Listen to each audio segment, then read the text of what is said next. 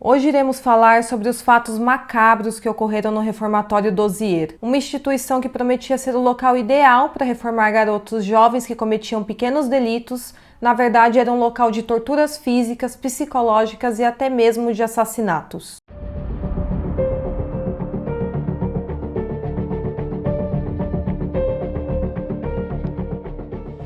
Pessoal, hoje eu vou trazer uma indicação para vocês, então após terminar de ver esse vídeo, vão lá conhecer o canal Killers. O Jaime apresenta casos criminais e faz um conteúdo muito bacana nesse nicho, então vão lá, se inscrevam no canal dele, assistam os vídeos. Nós estamos começando agora no YouTube, por isso contamos com o apoio de todos vocês.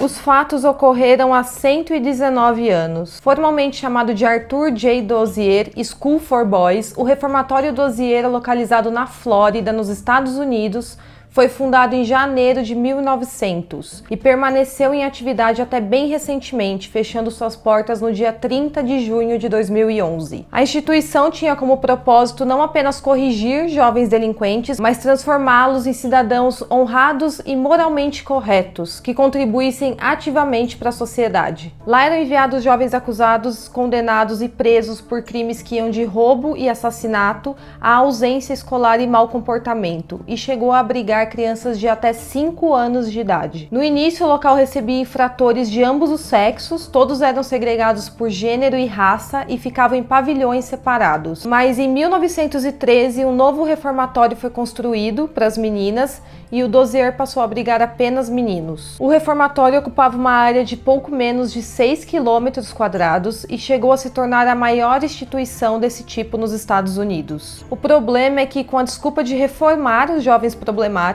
os dirigentes e funcionários do estabelecimento passaram a cometer abusos. Os casos começaram a ser registrados um ano após a abertura do local.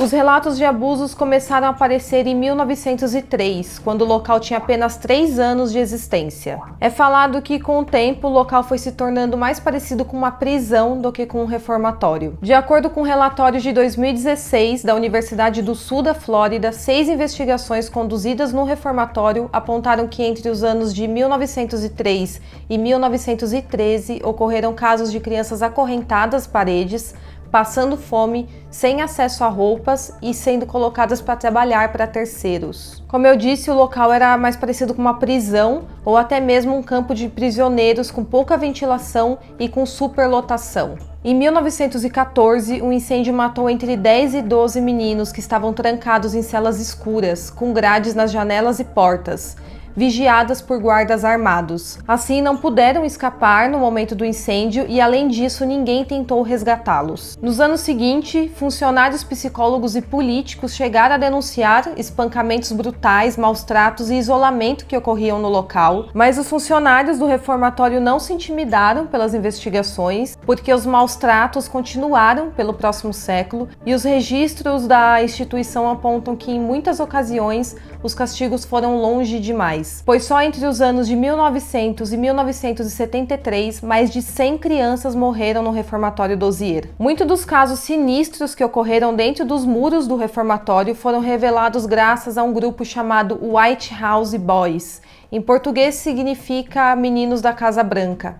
Esse nome foi dado em referência a uma construção onde os meninos eram colocados para serem castigados. O grupo é composto por cerca de 100 homens que sobreviveram à sua estadia no reformatório. Segundo os relatos, as punições físicas, como surras e espancamentos, eram extremamente comuns no local. E também existem acusações de abusos sexuais.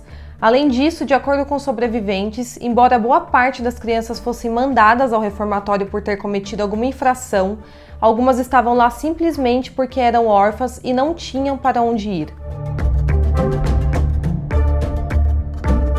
Jerry Cooper hoje é um dos integrantes do grupo White House Boys e quando chegou ao reformatório tinha apenas 16 anos. Ele foi enviado para lá por tentar escapar de casa 3 vezes. Ele diz que assim que chegou, percebeu que a administração do local estava cometendo erros. Ele diz, abre aspas, a escola estava no meio do nada, isolada, e eu acho que ninguém se importava com o que acontecia ali. A equipe do lugar estava livre para fazer o que quisesse a qualquer momento. Fecha aspas. Jerry Cooper conta que uma vez viu um garoto ser forçado a correr até morrer durante um treino de futebol no reformatório em 1961. Um ponto importante aqui é que o reformatório era de responsabilidade do governo do estado da Flórida. No caso presenciado por Jerry, ele conta que o menino desmaiou, mas depois foi obrigado a correr outra volta, porque achavam que ele estava apenas fingindo. E então, ele acabou caindo morto. Segundo os ex-internos do reformatório, diversos abusos psicológicos e físicos como esse ocorreram lá. Jerry conta que os encarregados do local diziam aos internos que eles eram lixos e ameaçavam castigar eles constantemente, mesmo que não tivessem feito nada. Ele diz que os funcionários do reformatório batiam nos meninos até deixar hematomas roxos no corpo.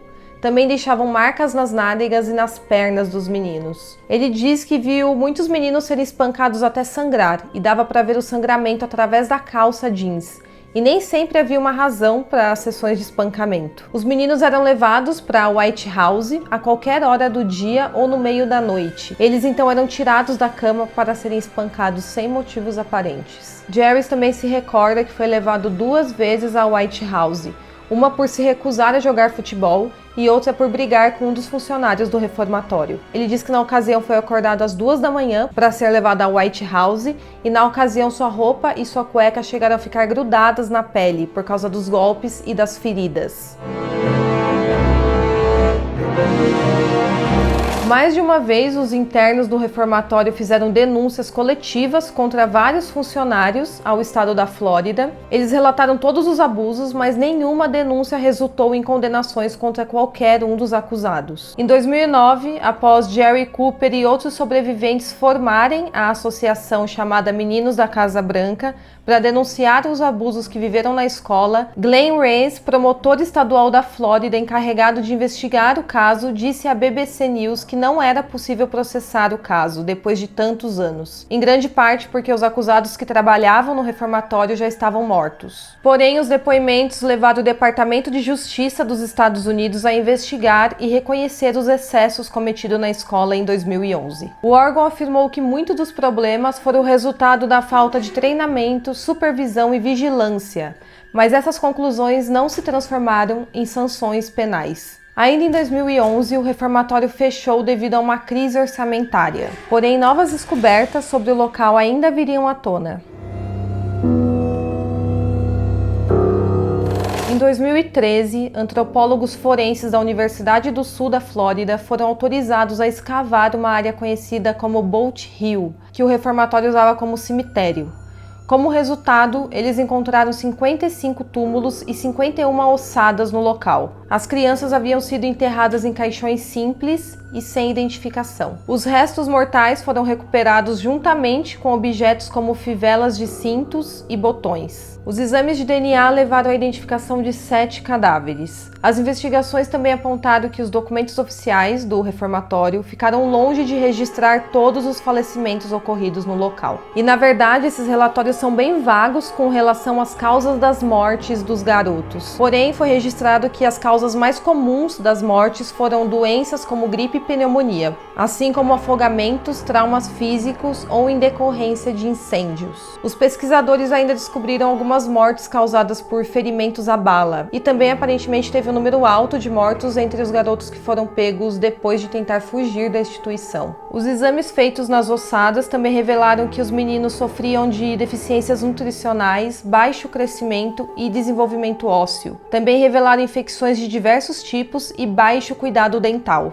Então, graças ao trabalho dos pesquisadores da Universidade do Sul da Flórida, inúmeras perguntas sobre o passado sinistro do reformatório Dozier puderam ser finalmente respondidas. E muitas famílias conseguiram finalmente descobrir o que de fato aconteceu com os meninos e dar a eles um enterro digno. Em março de 2014, o governador Rick Scott assinou um projeto de lei autorizando a indenização de até $7.500 para cada família realizar o enterro dos restos mortais dos parentes. Os abusos e as mortes ocorridas no reformatório Arthur J. Dozier levaram o Senado da Flórida a pedir desculpas às vítimas em abril de 2017, 6 anos após o fechamento do local. O senador Darry Howson fez a seguinte declaração, abre aspas, "Esses ossos contam a história do reformatório. Eles contam uma história vergonhosa e nós pedimos desculpas." Fecha aspas. Foi feito também um projeto de lei na Câmara para financiar 2 memoriais e também para fornecer algum tipo de indenização aos sobreviventes e familiares das vítimas, mas em abril de 2019 o projeto não foi aprovado.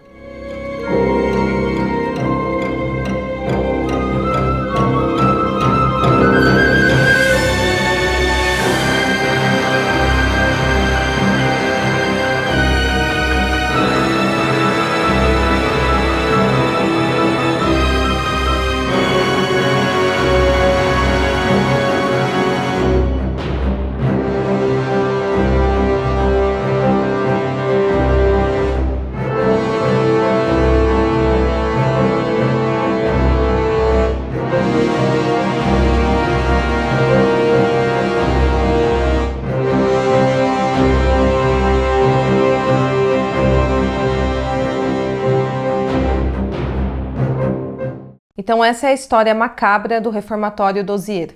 Eu espero que vocês tenham gostado do caso de hoje. Não se esqueçam de se inscrever no meu canal, de curtir o vídeo e também de conferir o canal Killers, conforme eu falei para vocês no início do vídeo. Eu espero muito que vocês tenham gostado do vídeo de hoje e até o próximo caso.